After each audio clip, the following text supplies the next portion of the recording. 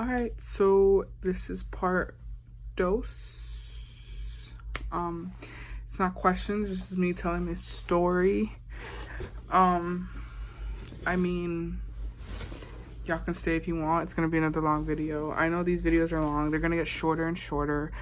I just gotta learn how to not talk too much and say too much, and yeah. So, but you know what? It's who I am. It's me to be raw. This YouTube channel may make it, may not. And you know what?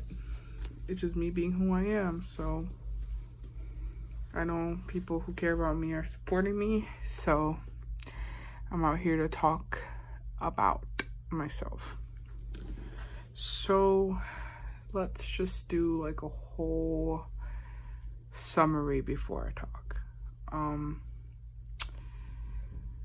I am currently taking medication for anxiety, and I know some people don't agree with medication. They'd rather just, go to therapy and stuff like that. I've been to therapy, I've done medication, I've done it all, and it's worked. So for me, that's my method, and it worked.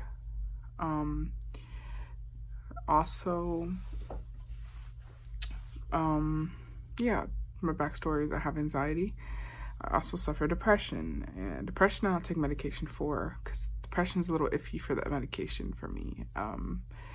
Because I feel like a lot of depression medicine, the side effects is feeling suicidal, and it's like, I mean, it might work for some people, but for me, I just personally don't want to take for depression. Anxiety, yes, but depression, no. I know it sounds weird, but so backstory.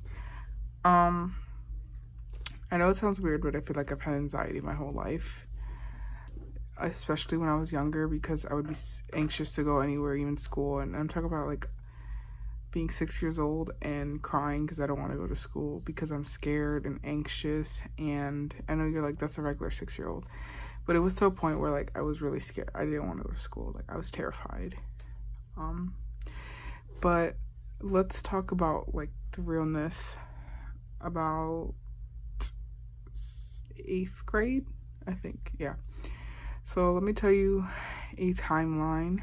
Talking about 8th grade. So y'all gonna want to get your drink, get your food, because this is gonna be a long ride. You know what I'm saying? Keep your hands, arms, legs, and feet inside the vehicle while the tram is moving. Okay? I know I'm weird. I'm acting mad awkward, and I think it's because I'm tired. I'm a little sleep deprived right now. But alright, so let's start. 8th grade. I was in 8th grade about 8 years ago. Damn, that's a long time. I'm old.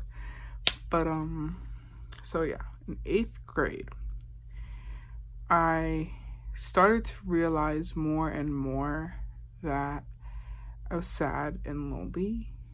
But I had friends, like, don't get me wrong, but I had one friend that was like always there for me. And 8th grade, things happened where we weren't really close, so it was kind of like a kind of thing. I had a friend that we were best friends in 7th grade, and in 8th grade she just stopped talking to me. She dropped me. That's it. Didn't talk to me, and that's it. So I mean, we're good now, but like then it was like one day to the next. It was literally one day to the next. So you can already imagine how my 8th grade was starting to be. So then I had other friends, of course, and you know how middle school is. A lot of your friends don't stay your friends, or a lot of your friends are like talk bad about you sometimes. So in 8th grade, I was sad a lot, and I didn't know why. I was always lonely. I just never felt like the important friend, because I honestly think it's because of my weight and who I was. I was always the outcast because, like I said, I'm not your average skinny looking girl. I am thick and bigger than most, or not most, I would say I'm just bigger. And I think that affected me a lot throughout my school years, like elementary school. When you're in elementary school, sometimes you're like, I don't care, like, whatever, like, I'm just having fun. But then when you're in middle school, your hormones kick in, your emotions kick in, and you start realizing things in middle school. And then as you're getting older and older, you realize. So when I was in 7th grade, I had my friend, and then we got to 8th grade. 8th grade, I didn't want drama. I was not fine with who I am. I just wanted to get out of there. I wanted to get to high school. So, like I said, I was an outcast because I was bigger. I don't care what people say. It's true. Like, people don't want to make the chubbier girl popular because, you have to have a certain image to be popular. So I made friends with people that were quiet because that's just who I was. I was quiet. So I'm like, okay, at least they're not like the judgmental a-holes. Well, because of that, I would close myself in a lot, and I just had the quiet friends, and then, friends that just didn't care, or friends that were just friends, more like acquaintance. Like, when it came down to it, if I needed someone, I was that friend that was there for everyone, but no one was ever there for me. And it's 8th grade, so 8th grade, you're like, you're in middle school, like, you don't need a friend like that. Yeah, you're like in middle school, chill out. So I get that. But especially now in society, you need a friend. You need a friend. You get lonely. You could say you do fine all by yourself, but at the end of the day, yes, you're happy with yourself, and that's great. But at the end of the day, sometimes you do get lonely, and that's who I was. I was very lonely. I had friends who I later found out would talk behind my back. I used to come out, I guess, as conceited because I would talk about myself a lot, but it's because I never really had friends. So when I finally had friends, everything that I kept in finally came out. So I would talk a lot, but I would also be there for them. That's what I don't understand. There was nights where I would spend hours on the phone, like trying to fix their relationships and stuff like that, even though we were in middle school. But there was days where I would cry and I didn't know why, and I was just really lonely. But that's middle school. So middle school, I'm not really, I was just like, next, whatever. But when I got to 9th grade, everything started going really bad. I went to 9th grade. Everything was brand new, and it was scary, but at the same time, like, it's a brand new school. I'll make friends. I'll make friends. I'll be fine. My depression started getting worse. I started doing things like distancing myself from people, not trying to make friends, just being the quiet girl. And then I knew these 2 girls, and they know who they are. If they watch this video, they know who they are. And I had them 4th period for language arts, and they talked to me because I was quiet. So we ended up being a group, but we would only talk to each other. So even though they were like a little more outgoing, I guess they saw that I was quiet. So they were like, you know what, she's quiet. She's kind of one of us. So they let me sit with them, and they were really cool people. Like, to this day, I'm like, they were really cool friends. Like, I hope they're doing good in life. And then I started getting more depressed. There was days where I would just sit in my room, and it would be not dark, but it would just be like, I guess you could say 6 or 7 o'clock, and I would just be sitting in my room staring at this window or the wall or just the ground, just staring at anything for like hours.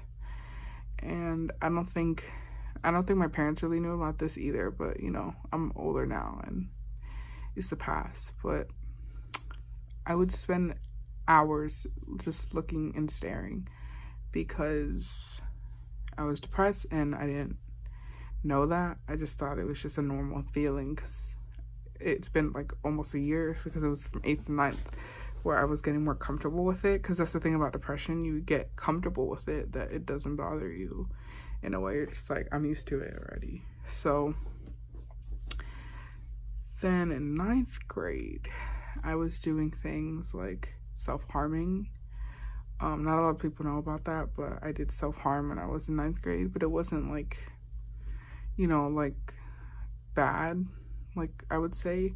I mean, self-harm is bad, obviously, but, and I hope I'm not triggering anyone. I'm not trying to trigger anyone. I'm not trying to be like hella like graphic. I'm just saying mine wasn't bad, because I know some of you guys know what the bad kind is, like the really bad kind. And that went on for a few months.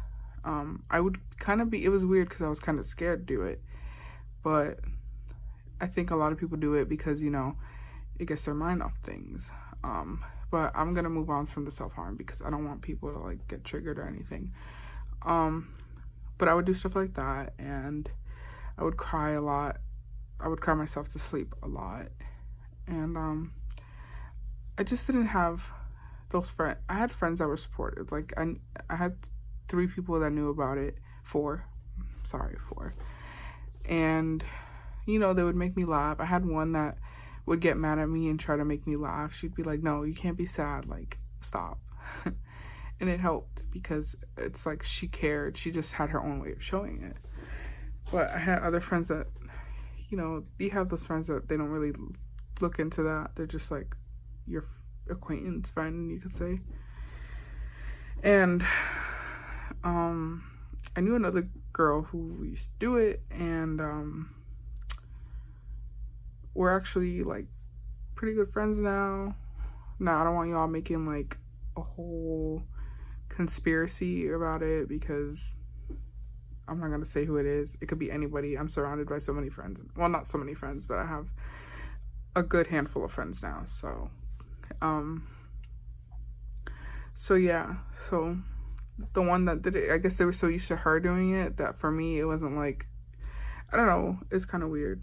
But anyways, moving on from that, I didn't really have a friend that would be there for me for my depression. So of course your depression gets worse when nobody confronts you about it and nobody talks to you about what you have.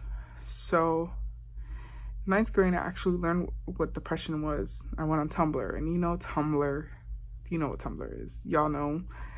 It's like, back then it was like the depression capital. Like, you want to put gifts, that's where it would be at. You want to put sadness, that's where it would be. Because a lot of people didn't know our Tumblrs. It would be like our private social media outlet to saying what we feel, and having other people that felt the same way was like so comforting. Because on Tumblr, I made my Tumblr account one night because I was really sad and I was crying and I was tired, and I just went on my laptop and made a Tumblr. That Tumblr is now deactivated. I don't have that Tumblr anymore. But when I did, I made friends on there, and I would talk to them, and I would talk to them about what I'm going through, and I would help them out, and they would help me out. And it was just kind of how it was. Like, we would make promises that we would stay clean from self-harm, or we would try to do good today for each other, And it would just be people who were supportive and needed to be heard, and you would hear them, and they would give you the same respect and hear you too, because there were people that were like you and felt what you felt. And that's the thing about this video. There's people that feel the way you feel. I know what depression is like. Depression is real. It's not fake. It's not you're just making it up. It's all in your head. Yes, technically it's in your head, but it's not like, oh, you know what I mean? It's not like to be ignored, and it's not something like wrong with you. Like, depression is depression, and yes, you can go get help for it, and yes, you should. And I think that it's important to get help, and I just want you guys to know that you're not alone. Like, I know what it's like, and it sucks, but don't ever feel like I'll be here to listen to your story. Like, DM me at my Instagram. It's Mariah, not Mariah, and you spell my name, it's Miriya, not Mariah. That's my Instagram. DM me if you need me. Like, I'll be there for you. I know what it's like, and I can get I could help you get past it. And um I mean, I'm not saying like I can cure you. I'm sorry. Like, but I'd be there to listen, and I know what it's like to feel lonely and helpless. Trust me. So then 10th grade came, and at 10th grade was one of my worst years. 10th grade, I was fighting with people, not like physically, just I had a friend that I would fight with, and it came to a point where I thought I had a thing for her. Turns out I was just stupid and lust because I felt for people easily, but I was just stupid. I'm gonna be honest, I was just dumb. But I would fight with this person a lot. It was a best friend of mine, and we would fight every single day. So imagine your best friend and you are fighting every single day. The only person that you can talk to, it gets messy. So there would be days where after that, like I said, 10th grade, I was doing the same thing. I was sitting on my bed, just sitting and staring at the wall, the floor, at an object just for hours, and sometimes even in the dark. And I feel like a big thing that people do is when they're sad, they listen to sad music, and that's what I did. I listened to sad music, and I still have sad playlists. I mean, depression doesn't just go away, but you'll also get through it. You can get better, I promise. But yeah, so I would listen to sad music. Also, I had a playlist. 14 years old, all time low. You know what kind of music that a lot of people used to make fun of the emo kids for. But you know what? Those lyrics actually have a lot of say in it, because they're kids that know what we went through, because they went through it in their generation. So I listened to all of that kind of music, and then it just got progressively worse. I wasn't self-harming anymore because my parents did find out, but there were times where like I did try to commit suicide, but it was in a weird way, I guess you can say. Like, let's just say that I've tried, but it was stupid. And I'm not trying to say like, I'm not trying to degrade anybody. I'm just saying, for me, like, it was just a tough time, and I'm glad that I'm alive today. And in 10th grade that happened, and nobody really knows, and now everybody's gonna know, but I don't care. There's gonna be bullies out there that are gonna make fun of it, but you know what, it's time to let people know I know what they've been through. Like Demi Lovato, she's telling people what she's been through, and I'm telling people what I've been through. So in 10th grade, it was intense. I was really depressed. My parents knew, and they would do checkups and all that stuff. But when you have depression, you find a way to make yourself sad around the happiness. And when my parents found out about my depression, they were surprised, because I am a person who laughs, makes jokes, laughs a lot, smiles a lot. And at the time, same thing, smile, laugh, joking, all around. And so they would always talk about how they wish they could be happy like me, but the truth was I was just trying to make everyone else happy, and on the inside I was just dying. You could say I was dying on the inside.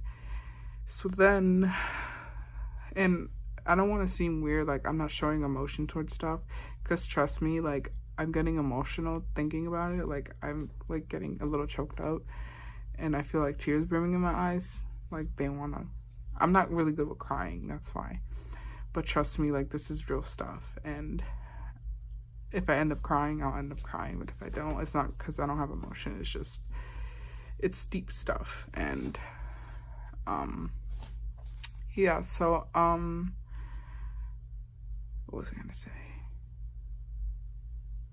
Sorry. But yeah, it got really intense and bad. And, I was just depressed all the time because I would make everyone else happy. I would say I was dying, or like when people say they feel like they're drowning, it does feel like you're drowning, because you feel like you're being pushed down while everybody else is being pushed up. And it's like you're the one who keeps trying to push them up too. Like, not only are they being pushed up, you're helping push up. So when you pushed up on something underwater, you're pushing your body down. That's a good analogy. That's what I like to use an example of. But then 11th grade came. I still had my depression. Still was going through, stuff. 11th grade was hard. I think it was the hardest year of high school for me. I started having panic attacks. This is weird because it's not weird, but what happened was weird. Okay, so this was literally 11th grade. I'd say 2 months before finals. 2 months. I started feeling like I would get sick for a long time, and I would be really sad because I would get sick, and it was just like plain allergies, but it would be like with your depression, and when you're sick, you just literally feel like you're dying. You're like, whenever you get sick, when you have depression, you feel like this is it for me. But yeah, so my depression and sickness made me feel like I was going insane. Like I was like, oh. So I missed weeks of school, and then finally I missed even more weeks because one day I was fine. Like I was going to school, I was fine. I never really missed school or nothing. I actually had perfect attendance that year, I believe. I was doing my hair for school in the mirror, and all of a sudden I start crying. I start bawling, and I'm really confused. And my mom walks in. She's like, "Why? What?" She's like, worried. She's like, "Why are you crying?" And I'm like, "I don't know. I don't know why I'm crying. I'm crying." And she's like, "What do you mean you're crying?" I'm like, "I don't know. I'm crying." And so she let me stay home that day, and I didn't know why I kept crying. Oh my God, I'm getting emotional thinking about it. I don't know why I kept crying. I just cried and cried and cried, and then it progressed on for 2 weeks. I was just crying and I didn't know why, and my mom just thought I just didn't want to go to school, and everyone kept asking me if I'm getting bullied, and I'm like, no, I'm not getting bullied. But it turns out I was bullying myself, because in my head I was going through a lot mentally and emotionally, and sometimes when you have to a point where you don't let that go, it all just comes out one day, and it just comes out as a whole. It's like an explosion, like a volcano just erupts, and you don't know what comes with it. And a lot of times it's just crying and crying and crying, and pain and pain and pain, and even anger, and you're just mad because you don't know what's going on with you. You're like, what the heck is wrong with me? And that's how I was like, what's wrong with me? Like, why am I crying? Like, I want to go to school. And then I started getting anxious. I was scared to go to school. I was anxious. I didn't want to go. I don't want to do anything at all. And I went to therapy, and they were like, you have social anxiety. And I'm like, well, that makes sense because I don't like to talk to people. But then it got worse. I realized now that it was anxiety. It wasn't social anxiety. It was anxiety. I was having panic attacks. So after that, therapy did help, actually. It just helped for like a short period of time. So I took my finals, flunked that year. It was terrible. When I was taking one of the finals, one of my teachers had the administrator come in, because I guess I was moving a lot in my chair, and she knew me, and she knew that I was a good kid. I was always quiet in her class, and she knew me because I would like be calm and nothing. But when I was doing the test, I couldn't stop moving, and I guess she could see in my face that I was panicking. And I had finals that week too, and I remember I ran into the bathroom, and my best friend followed me, but I told my best friend to go to class and that I was fine. And so I cried, shook it off, and just went to class. And that's when the administrator was like, yeah, if you need to go home, you can go home once you're done with your finals. Like, if you don't have a final in one of your classes and you could go home early, I'm giving you permission to go home. They gave me permission to go home early because they just saw, I guess, the worry in my face, and they were like, yeah, this kid needs to. So that's 11th grade. 11th grade was a flunky. Then we got senior year. Senior year was totally different. And the reason I say it's different, 11th grade is when I met Jordan. Was it 11th? No. Yes. No. Yeah, no. I met Jordan 10th, 11th. 11th? Damn. I don't remember because that was so long ago, the grade. Me and her have been together for almost 4 years. So 4. I'm not gonna do the math. Y'all already know. It was like 2000. Yeah, I was around 11th grade is when I met Jordan. And yeah, I met Jordan in 11th grade.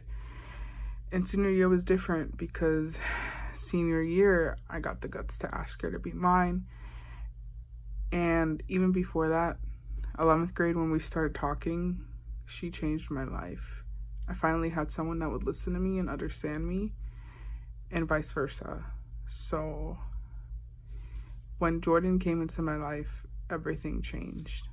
I feel like my life, I know they say not to like revolve your life around one person, but this girl's changed my life. And when I say that, it's because she 100% did. When I met her and when we became friends, I finally had someone that understood me.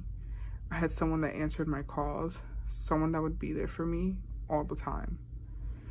And I finally had someone that I could do that with and get the same thing back.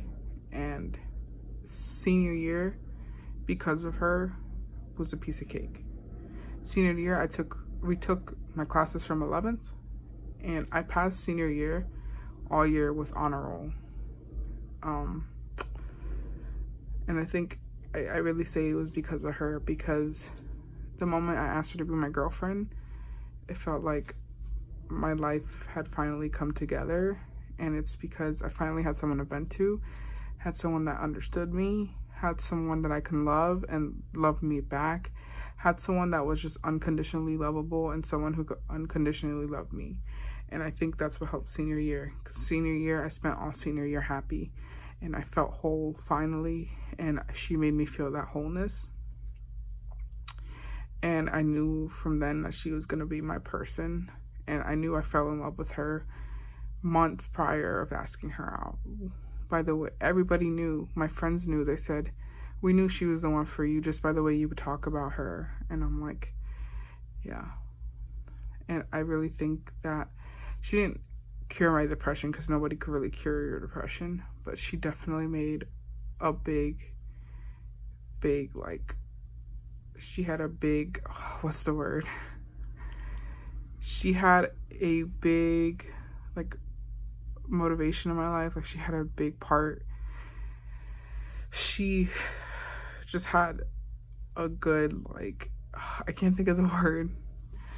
You know what I mean. She helped me. She had a good intention to help and impact. She had a good impact on my life, and that changed everything. Senior year, flew like a piece of cake. Didn't have anxiety. Had my depression, obviously, but it got much better at the time. And I think it was all because of her. If it wasn't for her, I don't think I would have made it through high school. If it wasn't for her, I think I would have flunked senior year, because if it wasn't for her, I feel like I wouldn't be here today because of who she is and what she's done for me. And yeah, senior year was a piece of cake. Following year, piece of cake. Following year, little rough patches in my job, but I got through it. You know what I'm saying? Like, no, I'm just kidding. But I got through it. And I guess things got bad again with my anxiety last year. Last year was hard. I spent a lot of my days in the hospital because I had anxiety and we didn't know what was wrong with me. They did every single test on me. It was anxiety. I'm talking about MRIs, everything, because I was being dizzy, I was feeling nauseous. And that's the thing, when you have anxiety, you're nauseous. You could be nauseous. You could be having the same symptoms as a heart attack. And then imagine that you're anxious already. You're thinking, oh my God, I'm dying of a heart attack. I'm dying of a heart attack. I'm dying of a heart attack.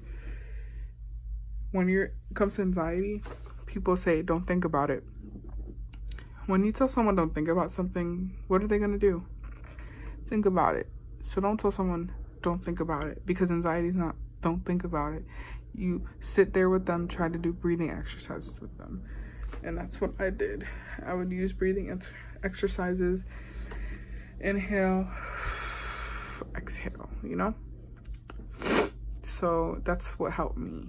And so I got through my anxiety, I got through my depression. I haven't got through my depression and my anxiety. I'm lying. You can't just get over it. I'm doing much better now. With my anxiety, like I said, I spent all those days at the hospital. There was days I was crying because I was scared. I was scared of not knowing what was going to happen. I was scared that I'm like, oh my God, is this going to be the rest of my life? That I'm just going to be panicking all day long. I thought it was the end for me. But then I had a really good doctor. That doctor prescribed me a medicine that my grandma once took for anxiety.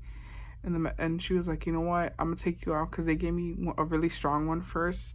But it wasn't her. It was another doctor. And she was like, I'm not letting you take that. And I was like, okay. Because she said it's addictive. So she's like, let's give you this one. And it helped. The one that she gave me helped a little bit. But I wanted to try the one my grandma had because it had no side effects. And then she took it to me.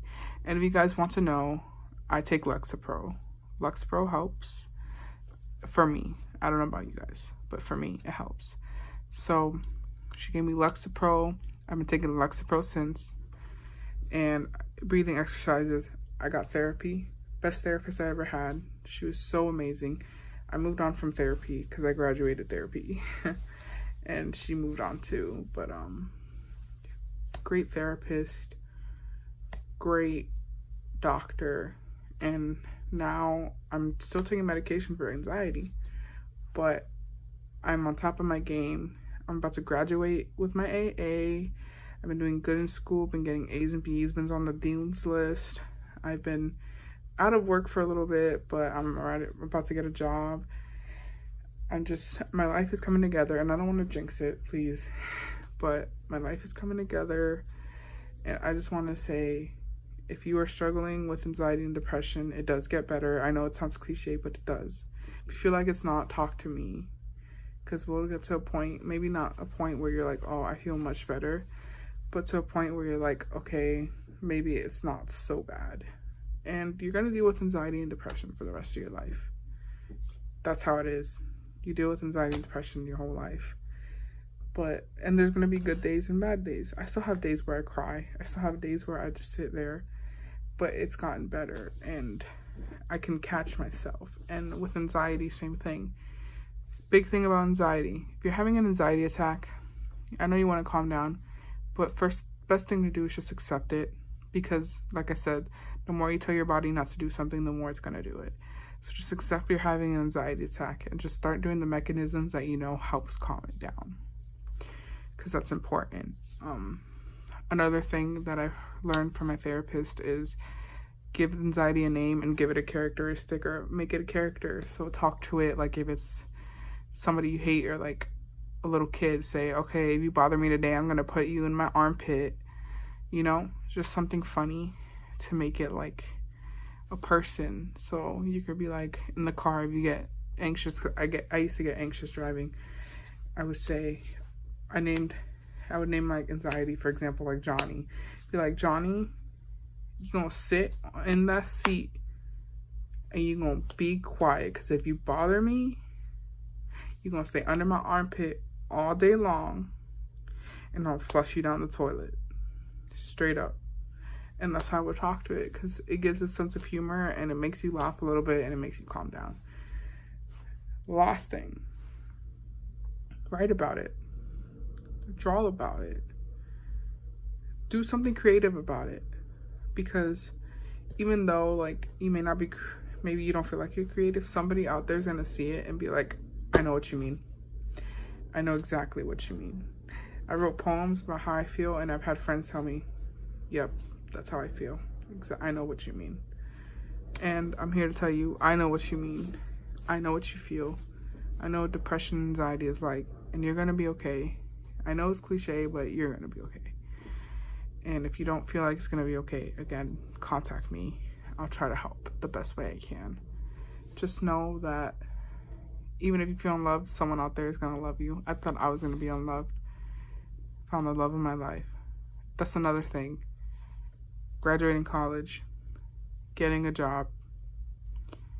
I'm saving up for a house. I'm saving up for a wedding because I got engaged last year. The year I thought was the end for me. At the end of the year, I got to be engaged to my best friend. To the girl I love with all my heart. I'm going to have a future I didn't think I was going to have. I'm going to have a future I almost didn't have in 10th grade. So please, if you're watching this, just know you're loved. Know that you're going to be okay. And know that everything gets better. So I'm going to end that there. I'm going to put a link below. Suicide prevention hotline. Or just people if you just want to talk. And if you want to talk to me, I'm here. Alright? So, thank you for listening. I know this is a long video. But I love you guys. And I'm signing off. Mwah.